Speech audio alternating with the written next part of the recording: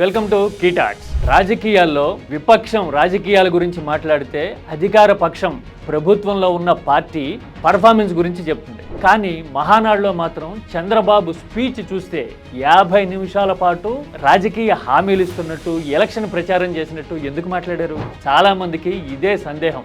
ఏడాది పాలనా కాలంలో అమలు చేసిన పథకాల విషయంలో కానీ, చేసిన అభివృద్ధి మీద కానీ ఎందుకు మాట్లాడలా? ఎస్, మహానాడులో చంద్రబాబు సందేశం వెనుక సంగతి ఏంటో డీటెయిల్ గా చూద్దాం. దిస్ ఈస్ కీటాక్స్ ఫర్ యూ.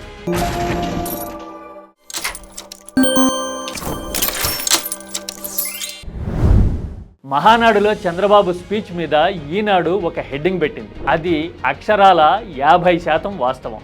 ఏంటి అంటే, వైకుంఠపాళి వద్దు అని చంద్రబాబు చెప్పారు అని. అంటే ఒక ఎన్నికలో గెలవడం, మళ్ళీ ఎన్నికలో ఓడిపోవడం మీద చంద్రబాబు మాట్లాడారు అనేది ఈ హెడ్డింగ్ యొక్క ఉద్దేశం. నిజమే, చంద్రబాబు స్పీచ్ అంతా కూడా రాజకీయాల గురించిను, వచ్చే ఎన్నికల్లో గెలవడం గురించి మాత్రమే ఉంది. మరొక అవకాశం ఇవ్వండి అని తిప్పి తిప్పి చెప్పడానికి, కొత్త కొత్త మార్గాల్లో చెప్పడానికి చంద్రబాబు ట్రై చేశారు. అంతేగాని ఏడాది కాలంలో ఏ పథకాలు అమలు చేశారు అనే విషయంలో కానీ, పర్ఫార్మెన్స్ విషయంలో కానీ చంద్రబాబు నుంచి ప్రోగ్రెస్ రిపోర్ట్ ఎక్స్పెక్ట్ చేసిన వాళ్ళకి మహానాడు స్పీచ్ నిరాశే మిగిల్చింది. సూపర్ 6 విషయంలో ఏమైనా చెప్పారా?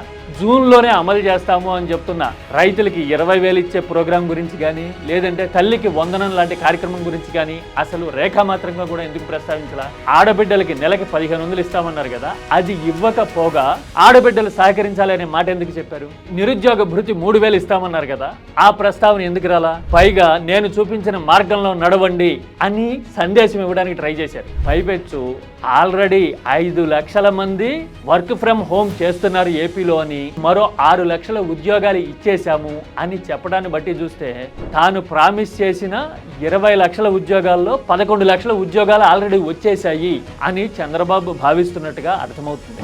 ఇదే కాదు, జనంలో నలుగుతున్న కొన్ని విషయాల మీద కూడా చంద్రబాబు కొట్టిన కవర్ డ్రైవ్ ఆలోచన ఉన్న వాళ్ళకి అర్థమైపోతుంది. సపోజ్ ఏపీలో కరెంటు ఛార్జీల మీద గగ్గోలుంది. అదే యూనిట్లు కాలినా కానీ గత 2-3 దఫాలుగా కరెంటు బిల్లు పెరిగిపోతూ ఉంది అని జనంలో చర్చ జరుగుతుంది. సోషల్ మీడియాలో గత నెల బిల్లు, ఈ బిల్లు అని చెప్పి కంపారిటివ్ పోస్టులు కూడా చూస్తూ ఉన్నాం. ఇలాంటి సమయంలో చంద్రబాబు సూర్యఘర్ ఎనర్జీ గురించి మాట్లాడారు. అదేంటో తెలుసా? కేంద్రం ప్రవేశపెట్టిన విద్యుత్ పథకం. ఎస్, సూర్యఘర్. దేశమంతా ఇది అప్లికబుల్ అవుతుంది, కానీ ప్రత్యేక వాతావరణ భౌగోళిక పరిస్థితులు ఉన్న చోట ఇది ఎక్కువ ప్రభావవంతంగా ఉంటుంది. అయితే ఇది ఎస్టాబ్లిష్ చేసుకోవడానికి 2-3 దశలున్నాయి. కెపాసిటీని బట్టి కనీసం లీస్ట్ కెపాసిటీ ఎస్టాబ్లిష్మెంట్ కోసం 1,60,000 నుంచి 1,80,000 రూపాయలు ఖర్చు అవుతుంది. అందులో కేంద్రం 70,000 సబ్సిడీ ఇస్తుంది. అది సూర్యఘర్ పథకం. చంద్రబాబు ఇక్కడ వాటంగా మీకు ఉచితంగా కరెంట్ ఇస్తాము, మీరు ఎక్కువ కరెంటు తయారు చేస్తే గనక మీ దగ్గర నుంచి ప్రభుత్వం కొంటుంది అని చెప్పడాన్ని బట్టి చూస్తే, విద్యుత్ ఛార్జీలు పెరుగుతున్నాయి అనే చర్చ పక్కకు పోవాలి, ఉచితంగా కరెంట్ ఇస్తారట అనే చర్చ రావాలి. సూర్యఘర్ కింద రూఫ్ టాప్ పవర్ తయారు చేసుకోవడానికి ఉచితంగా డబ్బులు ఇస్తామని హామీ ఇస్తున్నాను. ఆ తర్వాత ఇదంతా చంద్రబాబు చేస్తున్నారేమో అనే ఫీలర్ కూడా ఉండాలి అనేది దీని వెనక ప్రయత్నంగా కనపడుతుంది.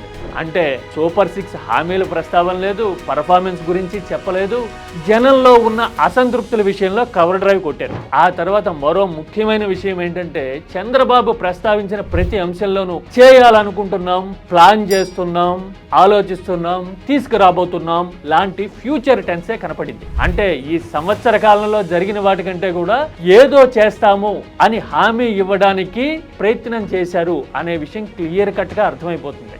ఇదే 50 నిమిషాల స్పీచ్ లో క్రక్స్. అభివృద్ధి విషయం ఎందుకు రాలేదు అంటే ఒక్కటే సమాధానం. ఈ ఏడాది కాలంలో అమరావతిలో 70,000 కోట్ల పనులకి మళ్ళీ ప్రారంభోత్సవాలు చేయడము, అమరావతిలోనే మళ్ళీ 40,000 ఎకరాలు, 50,000 ఎకరాలు అని చెప్పడం మినహా మేజర్ మైల్ స్టోన్ అని చెప్పుకోదగింది ఏదీ లేదు అనే విషయము బహుశా చంద్రబాబు కూడా తెలుసా?